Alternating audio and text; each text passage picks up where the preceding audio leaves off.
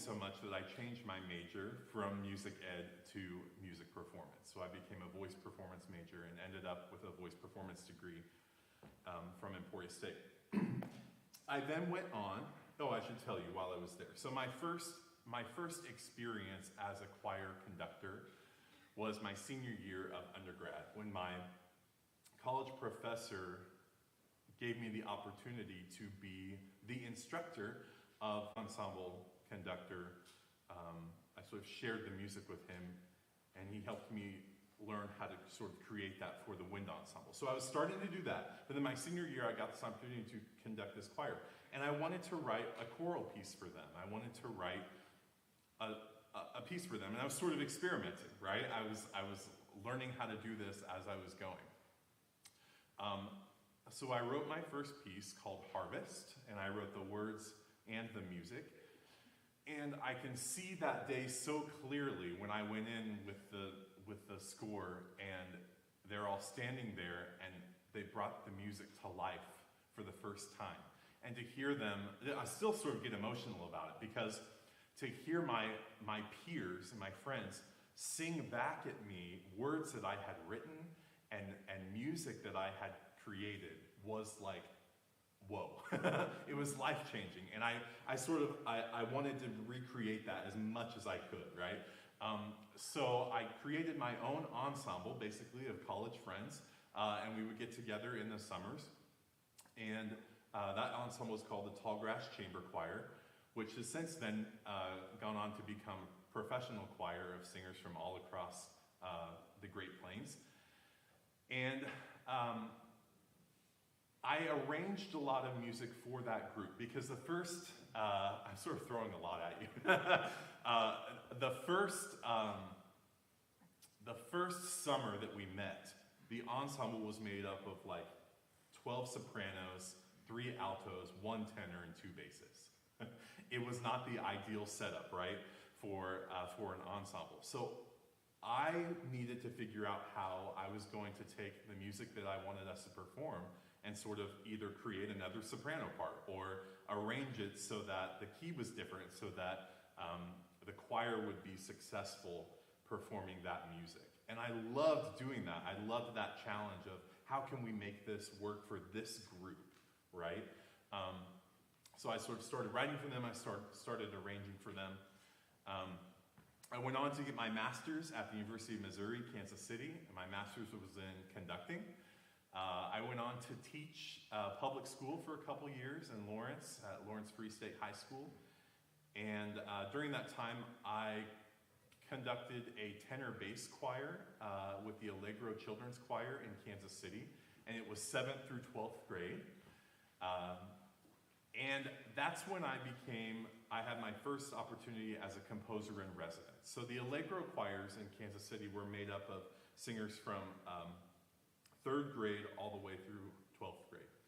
And there were 6 different choirs, and I was conducting the tenor bass choir, and I was writing a lot of music for them.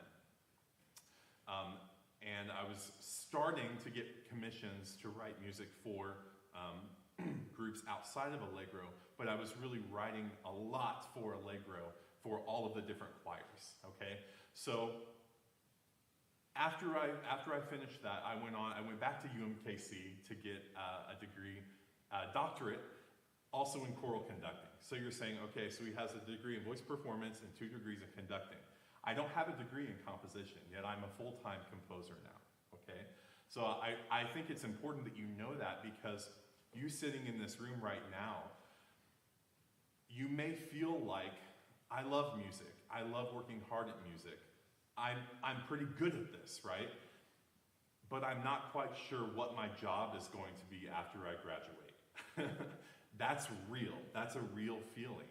And that's okay, because there are so many opportunities and avenues in music that your path may change several times before you sort of end up doing what you're really meant to be doing. But I just wanted to sort of say that so you can be thinking about that a little bit. So after I finished my doctorate, I then moved to the East Coast for a couple years. I taught at Malloy College. I taught orchestration and music history and conducting, and directed the chamber singers there on Long Island in New York. I was living in Connecticut, and then COVID hit, and moved back home to be with my family, and bought a farm in Kansas, and now I live on a farm, and I'm composing full time.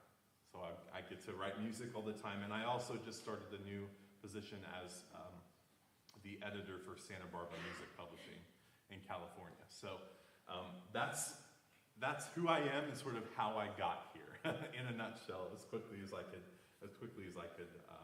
put it. Are there any questions so far before I go on to the next little segment here? You're a very attentive bunch. Okay, so musical journey. The compositional details. This part, some of you may find this interesting and some of you may not. The creative process, I think, is maybe a little bit more interesting, but I think this is so important, because there's this misconception with composers that composers sit in a dark room and the music gods flow, this music just flows into them, and this music is created, and you're frantically writing it down and creating this work, and then it's a masterpiece. And okay, so that's not real. For some, maybe it is. Okay, it's not for me, and most composers I know it doesn't work that way. There are, having said that, there are moments of inspiration where I have to sort of seize the moment and stop everything that I'm doing, because an idea will come, and if I don't attack it quickly, it will disappear, if that makes sense. But I think it's important for you to know that reality of composing is really much different than how many people sort of think of it happening. Like I said before, most of the pieces that I write are commissions. So as you know, a commissioned piece, a commission is where a director, a conductor reaches out to a composer and says, I've got this ensemble, I'd like for you to write a piece for them.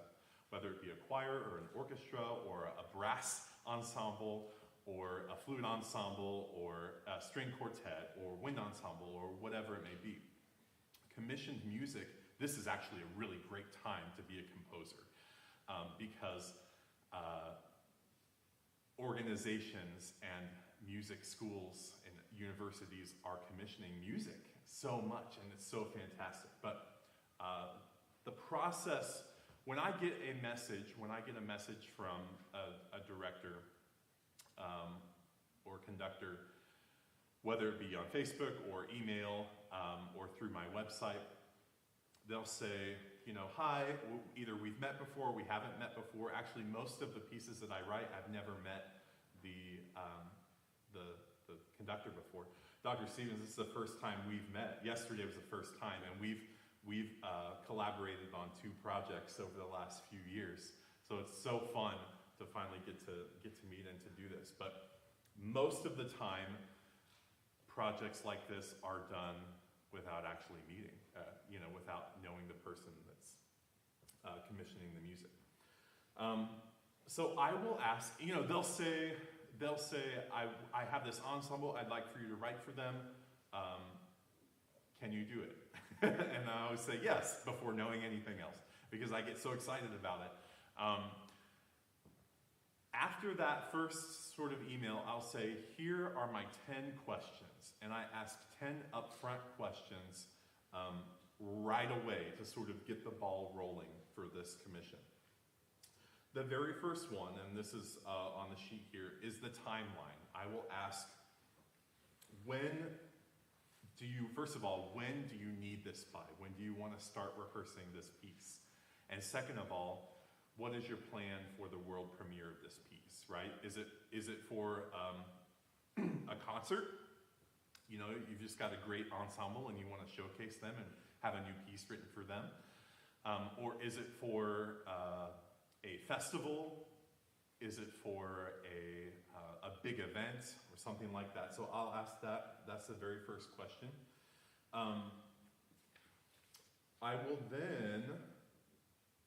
We'll then go on to the text or poem, and I'll ask, do you have a specific text in mind? Now, this is the big difference between choral music and instrumental music, is the text, right? The poetry. Now, for those of you who are instrumentalists, and being an instrumentalist, the music part of composing has always been a little bit deeper to me. That's sort of where I get my feels, is in the sounds, right? But the sounds can't be created in choral music until the text is chosen. And the text/poem it really is the most important part of the process, because the right text has to be selected. The conductor has to like the poem. The ensemble has to feel a connection to the poem. The audience needs to feel a connection to the poem somehow, right? And sort of most importantly, and I say this because I am the composer, but the composer has to be inspired by the poem. He or she has to feel that they can create music, that they can pull music out of the words, if that makes sense, okay? So I'll ask, do you have a poem in mind? Do you have a favorite poem? Do you want to have a public domain poem set? What that means is any poem written before 1923 is currently in the public domain, okay? Meaning that anybody, as you know, public domain, there is no copyright law, right? If you take that poem and you set that poem to music, you don't have to pay anyone to do that, okay? Anybody in the whole world could do that. So public domain. The problem that I find with public domain poems is that a lot of times the wording is dated. The language doesn't speak to us in our current vernacular, or our current sort of worldview, right? So, dost thou lovest me, right? We maybe don't feel an instant connection, and the composer may not feel like they can write a new piece with that text. Now, that being said, I've written quite a few pieces with public domain poems. I love writing pieces with Latin texts. I grew up in the Catholic Church, so that sort of chant and that tradition of Latin chant is just sort of always with me. I love the vowels in Latin, in the Latin text. I think they're they're perfect for choirs because they're pure, and they just work, right? There's really a lot of thought that goes into the poem, the text for a piece of music. So you're thinking, okay, so this is a lot sort of already, and we're already on number 2. But we'll talk about the text and the poem. I'll ask you, would you prefer the poem be brand new? Do you want a living poet to create a brand new text for this? I think Dr. Stevens, for the first piece we did, A Patch of Light, Robert Bodie, a living poet, created that text specifically for us, for this specific commission, which is pretty cool. And then you get to sort of work with you get to collaborate with another musician, or the poet may not be a musician. In this case, Dr. Bodie is a conductor as well, but you get to sort of also have that connection with another person. Bless you. So once the poem has been selected or thought about, we'll also talk about the voicing and the level of the music. So should it be soprano, alto, tenor, bass? Should it be SATB divisi?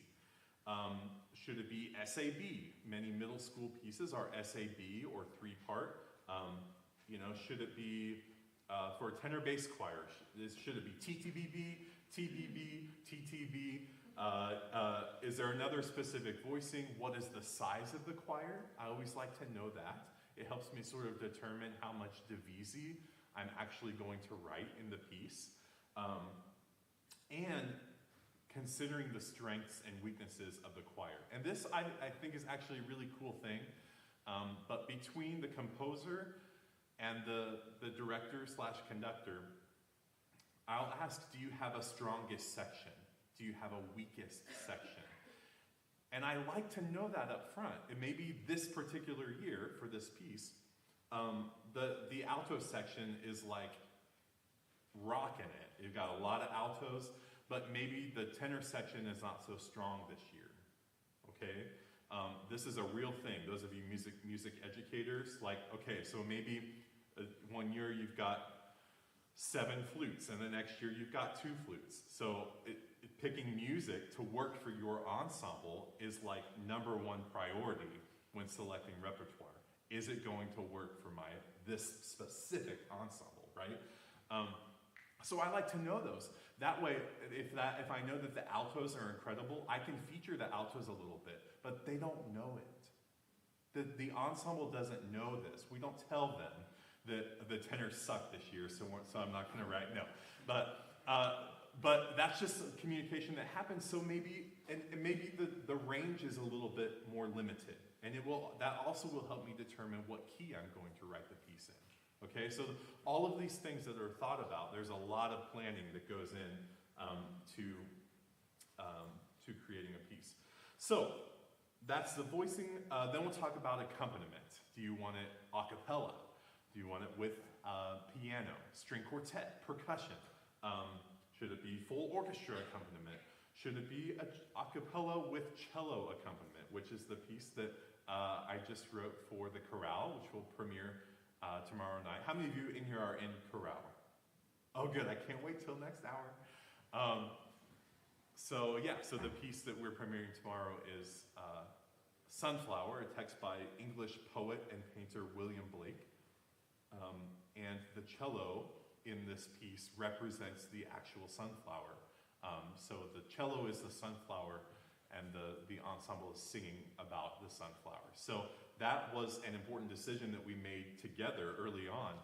Actually, I think you suggested it. You were like, what if we did a cello? And I was like, yes, that's perfect. So these types of things that happen between the composer and the commissioner. So accompaniment. Should there be an obbligato instrument?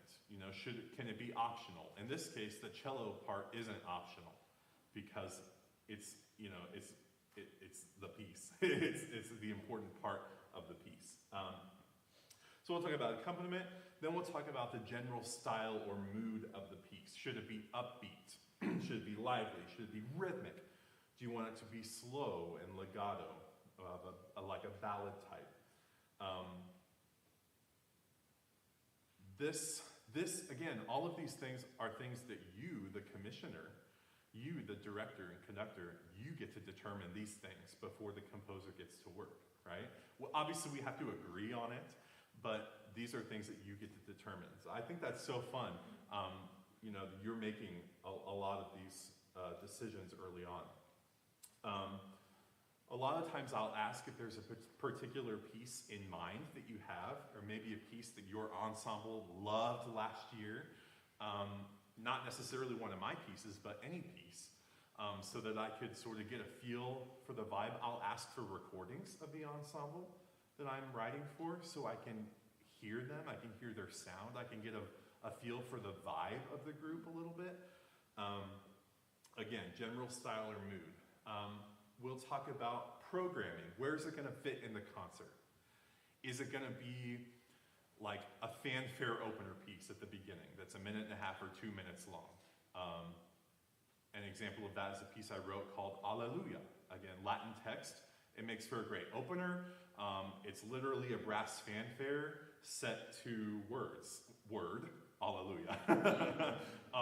But I knew ahead of time that that was going to be an opener piece, right? So it's a cappella, it's lively, it's rhythmic, but that's decided ahead of time. Is it going to be an anthem? Is it going to be a closer piece or a barn burner, as I like to call it? One of those what's going to like bring the audience to their feet at the end and have people crying. Or is it going to be a signature song? A lot of high school choirs will have like a signature song that they perform at the end of every concert. Every year they'll pick one for the year and they'll do that. So these are all things that, again, that we like to talk about beforehand. Specific ensemble restrictions, requirements. This is kind of, I've talked about this a little bit already, but it goes a little further in depth in that, mostly with regards to ranges. So, the conductor will say, please don't have the soprano singing above an F, or other way around. I've got low basses. I wrote a piece for a choir in Texas a couple years ago, and that specific year, they had 3 low basses that could sing a low C, right? So that's something I want to know so that I can write that low C for them, so that they can have that. And at the end of the piece, there's a low C. And in the published version, that's sort of out of range for basses a little bit. In the published version, it's doubled up the octave and there's a Q note on the low C, it's optional. But in the actual score, the original manuscript, it's not optional because it was for that ensemble, right? So it's specifically for them, and that low C is there, and they sang it. So again, restrictions or requirements or sort of special things about the group that we'd like to know about before getting going. Duration of the piece. Most compositions, most choral compositions, and I would say maybe, okay, no, I won't say that, but most choral compositions are between 2 and 5 minutes, right? Wind ensemble, generally speaking, compositions are slightly longer, normally like on between like 4 and 7 minutes, would you say?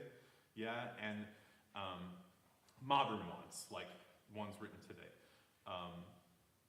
Anyway, so choral pieces generally between 2 and 5 minutes.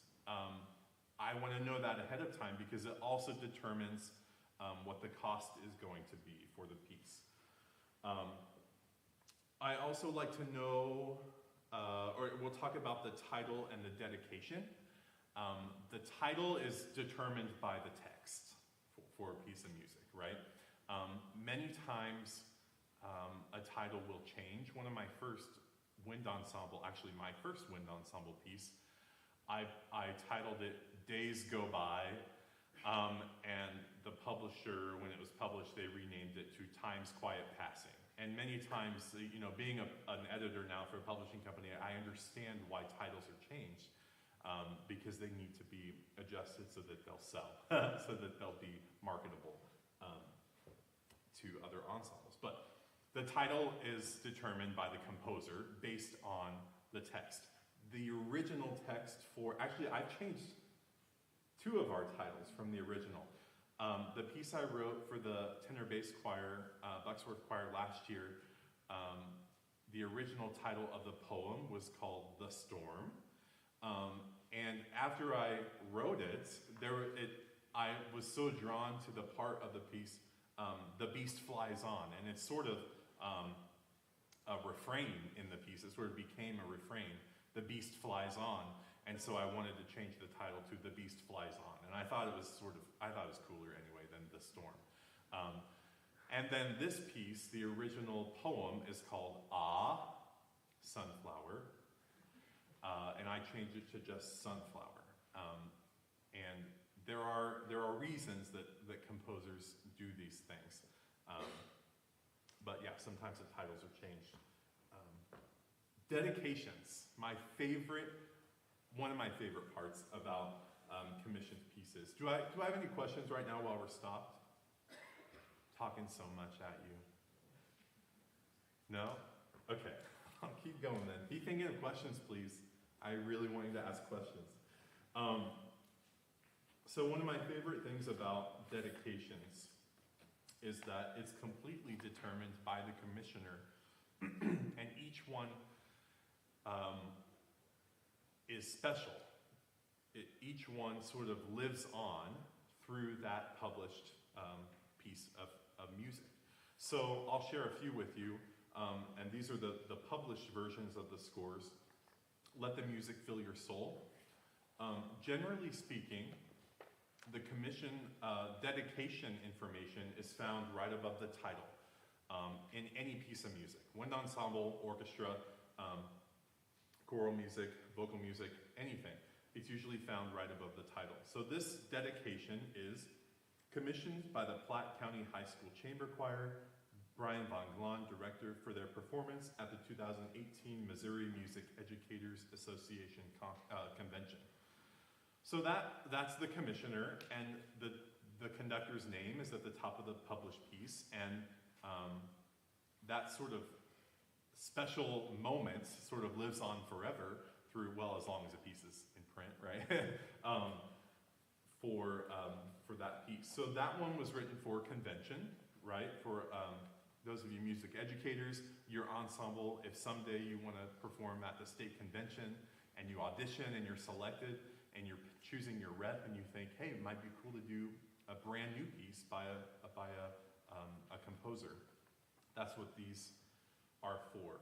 This one, O Salutaris, commissioned by the Lockport Township a cappella choir. Chad Getz, director, for their performance at the 2019 Illinois Music Educators Association Conference. Another one of those. I knew that that Chad wanted a piece. He said, I want an a cappella piece, 8-part divisi. I want to surround the audience, and I wanted to say amen at the end. So I've found all of those things and sort of created it in a chant style that started with the sopranos and altos chanting, and then the choir comes in, 8-part divisi, and ends with amen. So these are all things that are selected before the creative process, which I promise I will get to soon. But before that even starts, all of these things are determined, even the dedication, all these things. I could talk about the dedications forever. I won't bore you with them, but said that. I'll move on to another one. Sometimes commissions are written for conferences or festival choirs, I should say. This one, called Gravitas, commissioned for the 2020-2021 Fairfield, Ohio Choral Music Program. Mark R. Mercer, director. Mark started an artist-in-residence program at his high school. He was at a show choir school, and he took this new position, and he wanted them to start singing more ensemble music, more choral music, so he started bringing in artists-in-residence to bring all of his choirs, every choir in the high school together to do a festival piece. So I went and I did the residency there. And I wrote the text to this one. It's a Latin text, and it was written during COVID, November of 2020, and it's about the gravity of the world bearing weight on our souls, all of these things.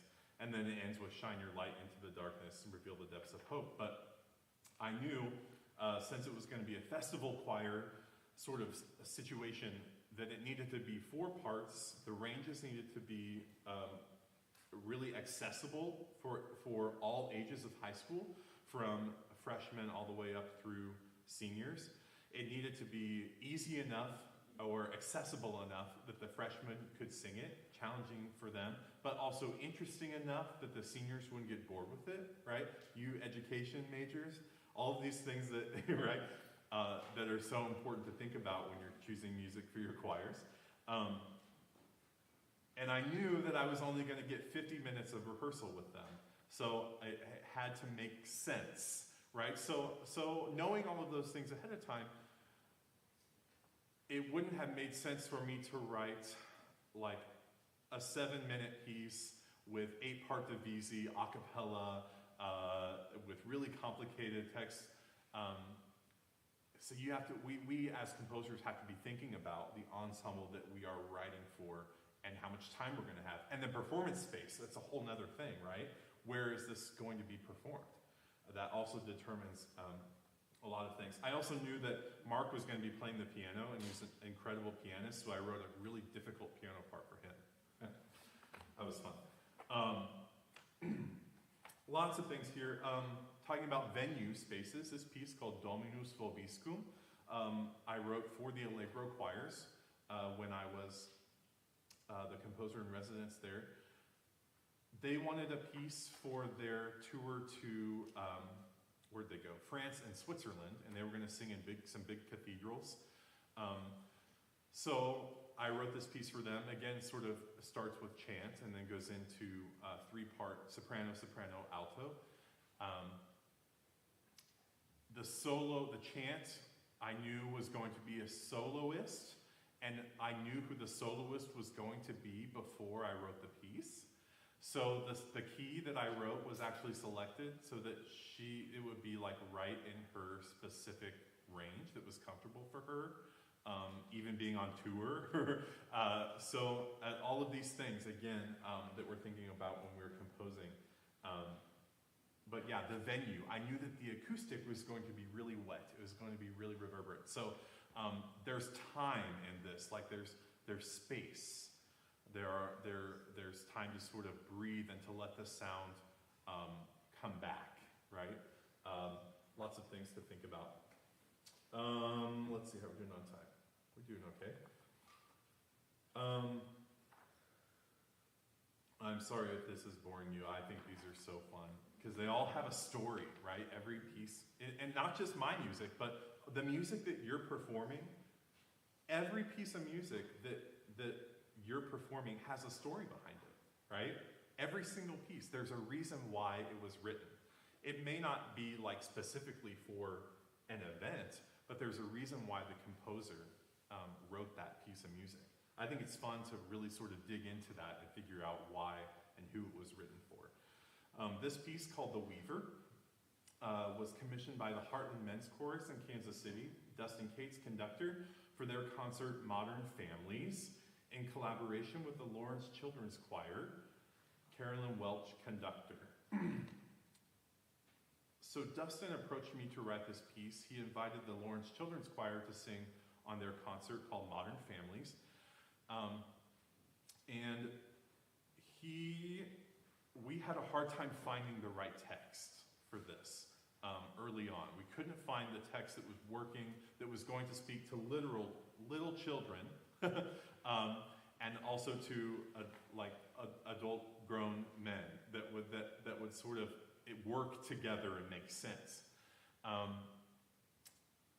And so I asked Carolyn, who's the conductor of the Lawrence Children's Choir, if her husband Brian, who's an organic farmer in Kansas, just up the road from me, I asked if he had written any new words. Basically, he's had several books published.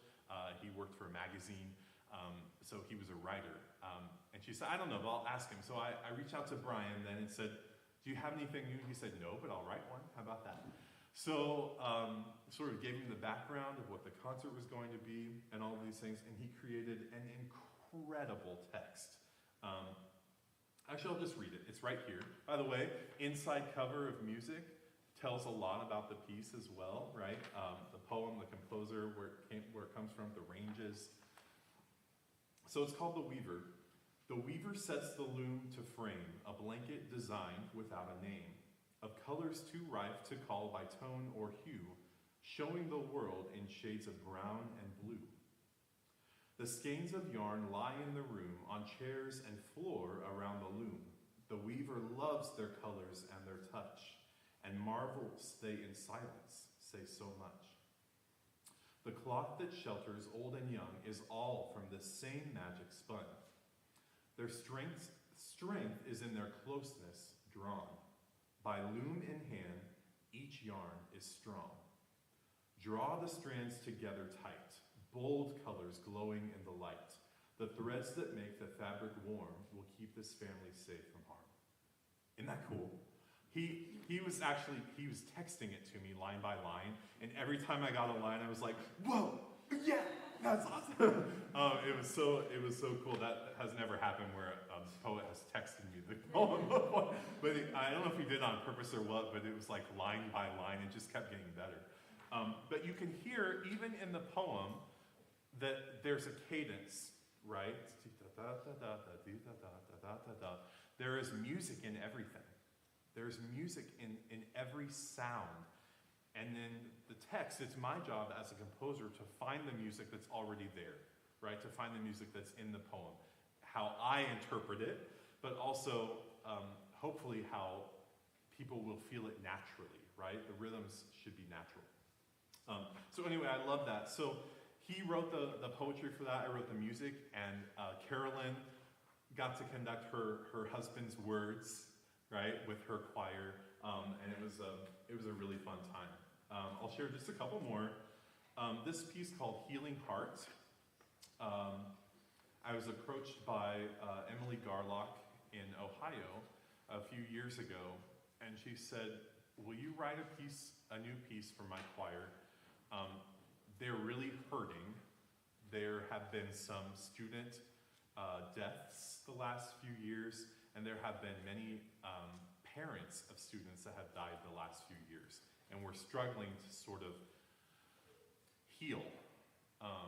And so I knew right away which text I was going to set. A lot of composers will have sort of a collection of poems that they collected over the years, that they're sort of ready at any given moment to say, how about this one? And this one, I knew when she said that, I was like, Healing Heart by Robert Bodie. I mentioned Robert Bodie earlier, but he was my conducting professor at the Conservatory in Kansas City, and he had given me several poems that he had written, and I had this one, and it was one of my favorite poems, and I was waiting for the right time to set it, right? So I sent it, she was like, yep, that's it, that's the one. And it's all about healing heart and how the seasons pass, and time goes on without those that we love, yet we have to find a way to heal, right? 8-part divisi. I knew that the top chamber choir at this high school in Ohio, Broadview Heights High School, I knew that they were really good. And I knew that they were going to be premiering this at the JFK Library in Boston as they were on tour. They were from Ohio, but they were taking a tour to Boston. And so I did some research on the venue, and I found out that it's all glass. It's an all-glass atrium. So I made sure that the music that I was writing was going to work in that space, that it would sort of fill the space, but I also left time for the music to sort of clear. And the climax of the point, or the climactic point of the piece,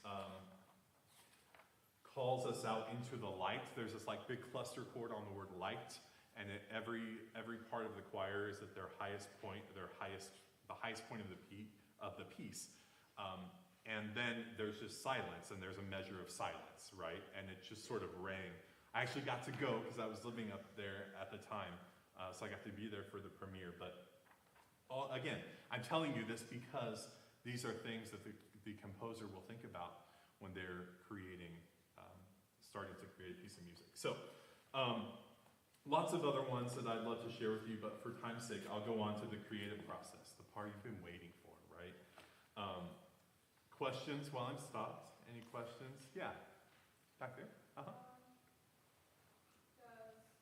someone who commissions a piece ever have a piece of poetry in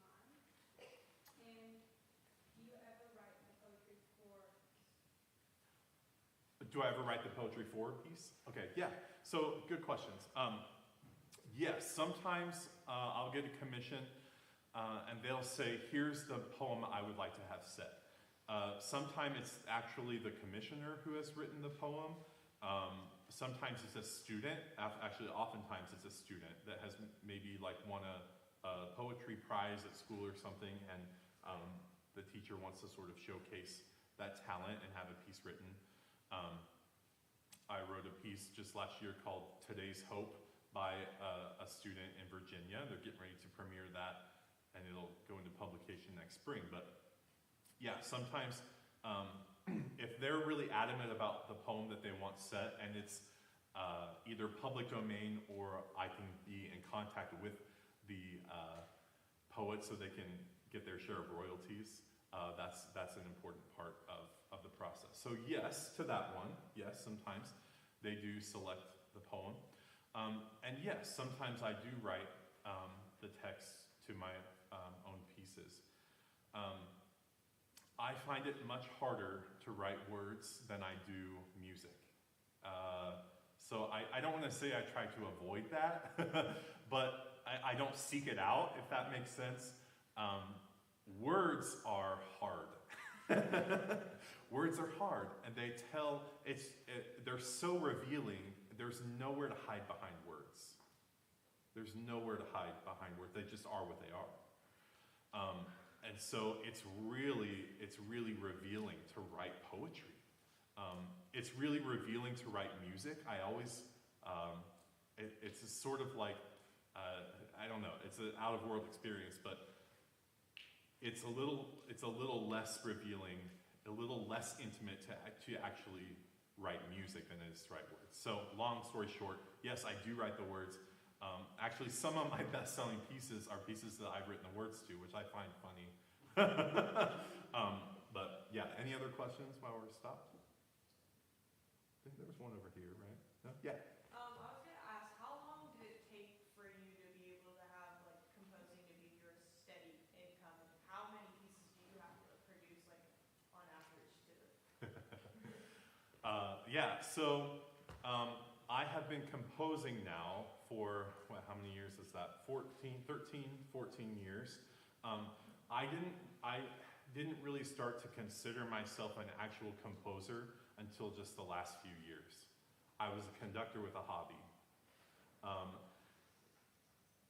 I was very fortunate before COVID hit to start getting enough commissions every year that it really became much more than a hobby. It became where I don't want to say I couldn't do much more, but it was the majority of my time was going to composing and planning composing. To get to that point, which I love, to get to that point, about 10 years, right? Over the course of those 10 years, I think I published, I think a little over 50 arrangements. I also do arrangements of like pop songs and Broadway songs for choirs. So I have about 50 of those published and about 60 now original pieces. But to actually make a living, to make a good living as just a composer, it took 10 solid years of really, really hard work and you know, name recognition. My first piece, Harvest, that I talked to you about earlier, I sent it to publishers when I wrote it in 2009. 2008. I wrote it in 2008. It wasn't published until 2016. If you look on the copyright year, which by the way, this is important for you to know. The copyright year at the bottom of a piece of music does not necessarily mean that's the year that the piece was written, right? You may know this already, but the copyright year on Harvest is 2016, but it was written in 2008. I sent it to probably 10, 15 publishers over the course of those years, from 2008 to 2016.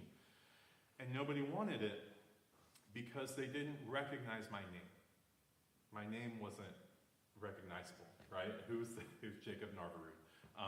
It's not that the music wasn't any good, right? It's just that they couldn't sell it. because the name wasn't recognizable. When I started arranging some pop songs, actually, and this started to sell, and an arrangement of a song called Jumbo that started to sell, then publishers went, oh, he's selling music.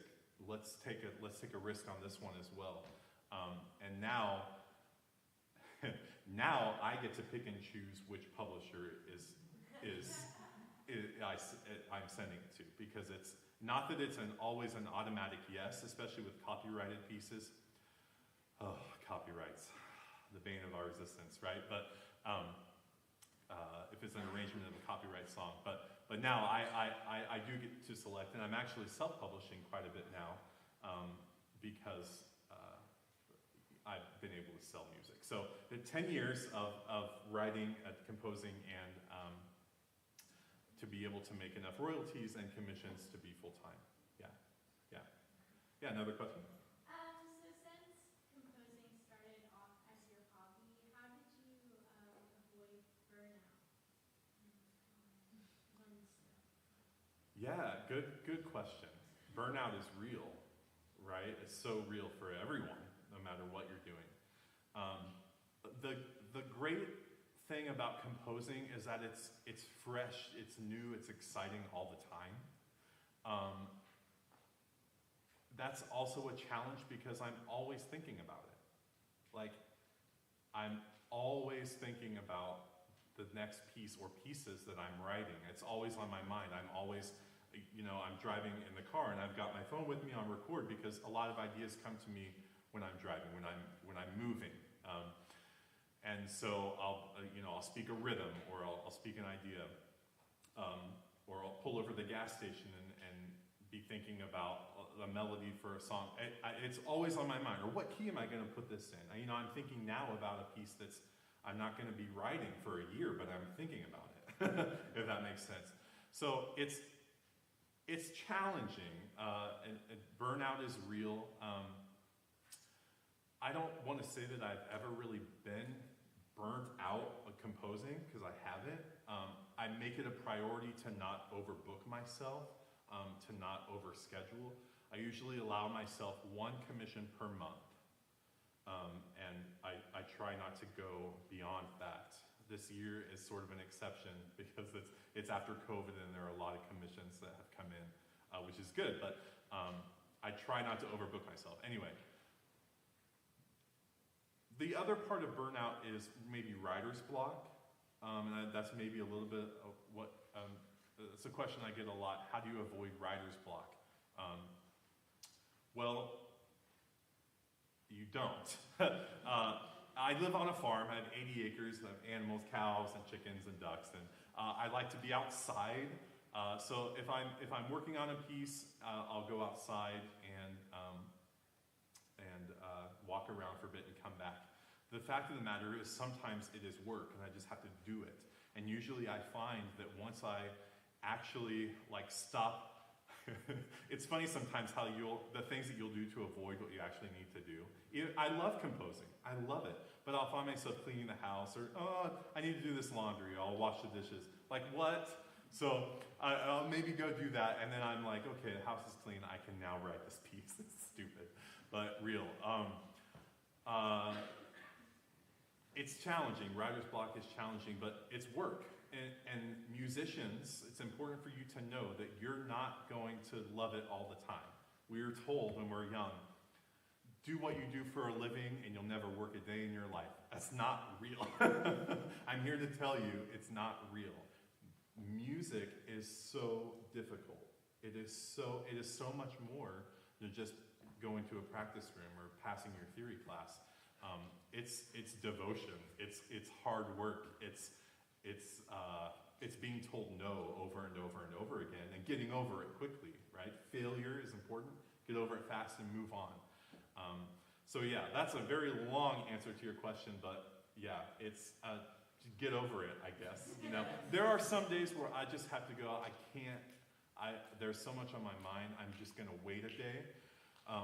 Or maybe I'll be writing a piece and it's not always going how I want it to go, so I'll just leave it and come back to it after I sort of clear my mind for a bit. Yeah. Okay, so the creative process, and this really doesn't take a whole lot of time because I told you everything that goes into it before. So like I said, I like to have the full idea or framework in mind before I'll even start writing the piece. Hours, days, weeks, months, sometimes a year in advance. There's no blank slate or muse. A lot of young composers will ask, like, how do I get started? Where do I start? And I say it's like painting a picture, right? If you have a blank canvas, you can paint anything you want. You have to choose what you're going to paint. I'm going to paint the Appalachian Mountains in fall, at sunset. You have to be specific about what you're writing for. So, how do I be specific in what I'm writing? I'm going to write for a college ensemble of 60 singers with cello. It's going to be 4 minutes long. It's going to be in the middle of the program. It's going to be a text that can be relatable, but also sort of sentimental and sort of sad, happy. All of these things that are selected. Or I'm going to write a 2-minute opener with the text Alleluia, and it's going to be for SSA choir, for a middle school ensemble, so the ranges are limited. Make selections, like write it down, make choices before you start. And I think you'll find that it's actually a lot easier to write that way because you've made choices where you're not boxing in the creativity by any means. You're honing the creativity, right? I love that. I love to do that. So the first thing that comes compositionally for me is, like I talked about the text. I'll memorize the poem. I'll memorize the words. If it's someone else's poem or public domain, I'll get to the point where it feels like I wrote it.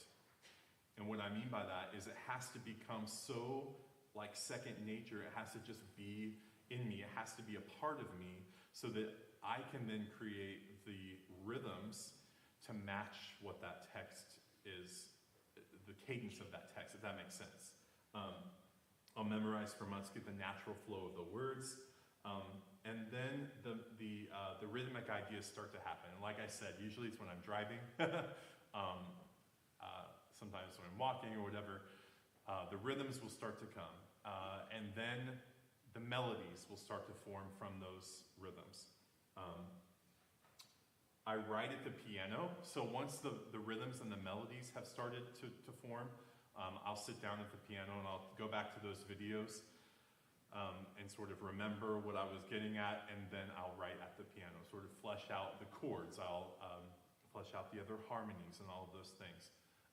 If I'm writing in a songwriting, like a popular songwriting style where I'm writing the words at the same time, many times I'll do that just at the piano, words and music at the same time. So melody, rhythm, flesh out the chords. Like I said, I like to have the full song sort of written, the full piece written before I go to the Sibelius world. Because that's a whole nother world. So the piece really has to be written. I don't handwrite the score anymore. When I first started, like Harvest, I did. When I first started, I did. But it takes so long that I found that I was forgetting things because I was worrying about writing it down.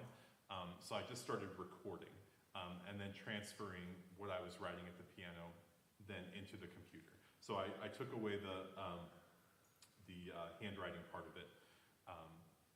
It's just an added step that I found isn't necessary.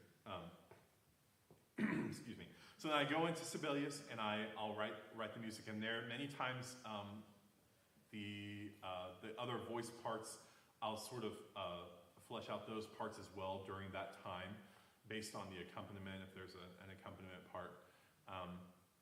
Then I'll go through and I'll start sort of arranging, if you'll have it, orchestrating and editing.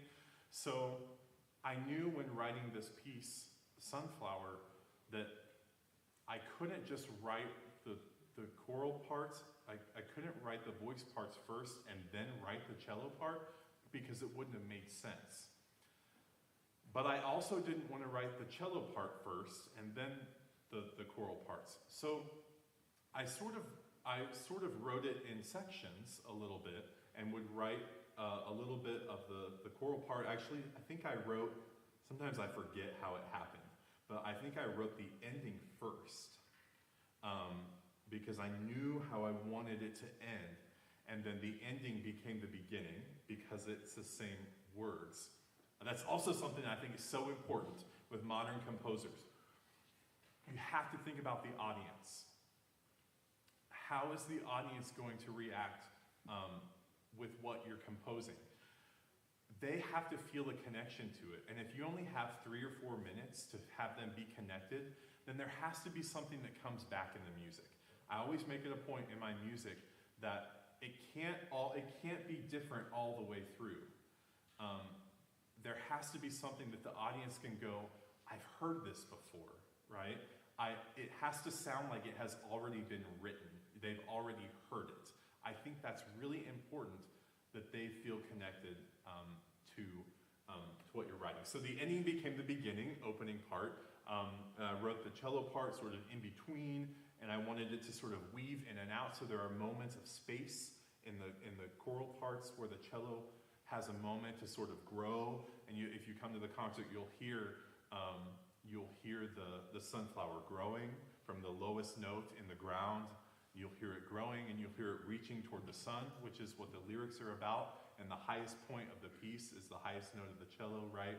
And then it ends with ah. So the composers are thinking about the story, right, too, the story and the arc of the piece.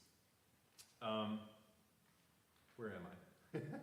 So the final details in the engraving of the piece of music, dynamics. I find dynamics to be frustrating because they're relative. I'm not a big fan of dynamics. I know that they're important, but I find them to be frustrating. That's the only word I have. They change based on the ensemble.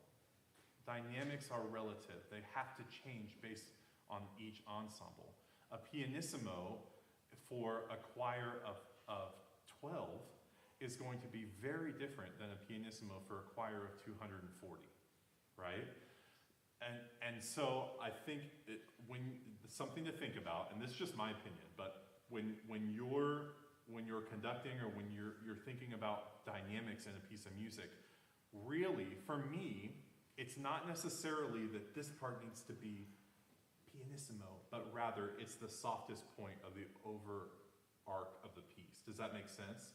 So I encourage you, when you're even in your solo music, find the softest point that the composer has given you, find the loudest point, and do what you need to do and figure out how to get, if it starts out the loudest, how are you going to get, and everything else sort of goes into that, right? Again, so the dynamics are usually one of the last things that I work on to sort of bring it full circle. And then engraving it to make sure it looks nice on the page and getting it ready for the choir and for ensemble. And then the coolest part happens, and that is the world premiere of the piece. It's so fun to hear a piece of music come to life for the first time, because what I'm singing myself, which, by the way, so I sing low bass, and whenever I'm creating a piece of music in a comfortable range for me, the piece will usually end up being several steps higher than what maybe I have recorded on my phone, because it's comfortable for me, but again, pitch is also relative. So I'm thankful that I don't have perfect pitch. Some people see color with specific pitches. I would not be a composer or an arranger if I had perfect pitch, because pop songs have to change keys for the ensemble that they're being written for, right? No matter what the ensemble is, it has to work for that. So again, pitch is relative. Being able to, I don't know how I got to that, sorry. So much to talk about. So being able to actually hear the choir bring it to life for the first time is so fun. And then the recording happens, and then the piece goes on to the publisher, and then it's published, and then ensembles all over the world get to have the option to perform it if they like the piece. So that's as quickly as I can, as I could, sort of tell you the ins and outs of the process, the creative process, and sort of working with living composers. So, what questions do you have before we wrap up today? Yes? How do you approach composing for instruments that you don't, I mean, especially in your early stages and not knowing some instruments, how do you approach composing for them? Yeah, you have to get to know them, basically. Talk to a cellist, right? Talk to a string player to get to bowings, like the bowings that I put in for the cello part. In my doctorate, I studied orchestral bowing, so I knew what I wanted, but I needed to make sure that it worked, right? And I'll find out next hour if actually all of the bowings do work, or maybe that specific performer decided a few of the bowings need to be slightly different. But talk to them, right? If you're writing for a flute and you've never picked up a flute before, first of all, Google's your best friend. What is the highest note a flute can play? What is the lowest note a flute? Okay, and obviously don't write the highest and lowest note, but look at other music that's successful. Go on J.W. Pepper or any publisher website and find their editor's choice picks, find their best sellers, and figure out why they're the best sellers. What are the ranges that this composer is writing in? If you're writing for a high school band, right, you're not going to have French horns on a high A. So again, get to know, ask your friends, right? Everybody in this room knows an instrument, so just talk to them. And if you're writing a piece, ask them, will this work? Can you play this? It's fun. It's really fun to do that. Yeah. Mm-hmm. I actually have two questions. The first is like, what do you do whenever you like listen to a piece like before like to chill and stuff, and your piece started to sound similar to it, or like whatever you're writing starts similar to something else, and you feel it, not that someone else started telling you, but even you feel it, and you can change the direction. What you can do? Yeah, that's a great question, and it's something that every composer is always sort of on edge about a little bit, because there are only 12 notes. About 13 notes. Okay. But it's incredible how much music has been written with such a limited, right? It's very limited. So music is going to sound similar. That's just the way it is. But there are times where, I'll be thinking about something, and usually I'll catch myself before I start writing it, or I'll, oh, but that's really good. Oh, I didn't write that, right? And I always say composers, their music is a product of the music that they grew up with, the music that they listened to. I grew up listening to 90s country. I listened to show tunes, Broadway. I was listening to Renaissance choral music and chant, and I was playing classic rock and pet band. And, I think as a composer, all of those things come through in my music a little bit, in an odd way, but they all sort of come through. And that's, I think, what makes composers their sound, or their sort of, their sound. But we just have to be careful about not copying someone else's music unintentionally. There are times where I have started a piece and I've sort of switched directions quickly because I knew that sounds too similar to something else. Yeah. And the second question is about like the similarity. Like, what do you think about like whenever you started a piece and like this sounds like too classical for me, or like, this sounds like early 19th century or something like that. What do you think about that? Yeah, I mean, that's the thing about music too, is that everybody has a different feeling about it. But is it bad to nowadays like create music that's gonna sound like 1820s? No. I'm writing a piece right now that is a Renaissance motet inspired. It's a 4-part secular motet for a choir in Japan. And they're going to perform it at a national festival next year. And it's a medieval text, and I thought, you know, I've never written in a Renaissance style, and I want to sort of play around a little bit and see. And so I'm writing in the style of Palestrina for this. And absolutely not, there's nothing wrong with that. It's just, you know, you just have to be careful that you're not copying what has already been written, but that you're taking ideas and the sort of general music history and applying it to what you're writing. I think it's good, actually. Yeah. What else? I have time for a couple more. Yeah. One more? You talked a lot about the text inspiring you. If you were to write for a wind ensemble, how do you get that started without having that textual inspiration? Yeah, that's a great question. My first pieces were for wind ensemble, and I actually wrote texts as I was writing that music. So it's sort of an odd thing to think about, but you know, melodies and riffs and ideas. For wind ensemble, I had to start at the piano, right? It had to be a piano piece first that I transcribed for wind ensemble. I'm not a wind ensemble composer. I sort of transcribed the piano piece, but I sort of created words that would sing to the music that I was writing, if that makes sense. I think that's the best advice I have for you, is just create a strong melody, right? Strong chords, and then you know, sort of figure out where that goes in the orchestration part of it. Yeah, cool. All right, I think that's all the time we have. But yeah. I just want to say, of the 3 commissions that I've done with Dr. Harvard, he's also just, aside from being really talented, a really nice person. Don't be afraid to reach out to him. I'm sure he'd love to talk to you. He's going to be around all the way to the concert tomorrow night with the chorale, but thank you so much. Thank you.